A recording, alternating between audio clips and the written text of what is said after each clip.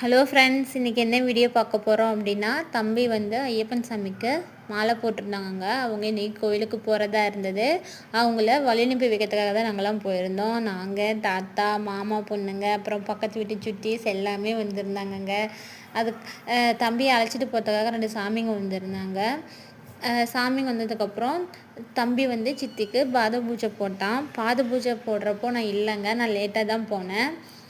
பாத பூஜை போட்டு முடிச்சதுக்கப்புறம் வீட்டில் இருக்க ஐயப்பன் சாமி ஃபோட்டோக்கெல்லாம் தீபம் போட்டு, மற்ற சாமிகளுக்கு தீபம் போட்டு தீபாராதனை காட்டிட்டு, அப்புறம் வெளியில் வந்து இந்த கருப்பு சாமி வச்சுருப்போம் இல்லைங்களா, அந்த கருப்பு சாமி தான் வந்து சாமி கோயிலுக்கு போயிட்டு வீடு ரிட்டன் வர வரைக்கும் அந்த வீட்டுக்கு அந்த கருப்பு சாமி தான் வந்து காவலாக இருக்குமாம்மா.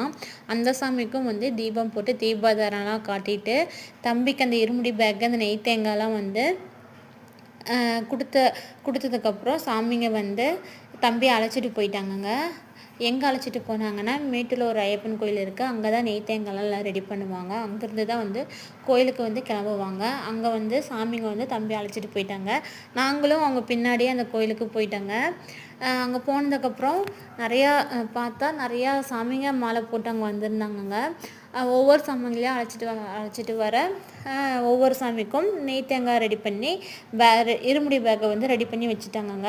கடைசியாக வந்து அந்த 18 படி இருக்கு இல்லைங்களா, அந்த 18 படிக்கும் விளக்கு ஏற்றி பஜனை பண்ணி பூஜைலாம் வந்து போட்டு நல்லபடியாக நாங்கள் பிரார்த்தனை பண்ணோங்க. நிம்மதியாக இருந்தது.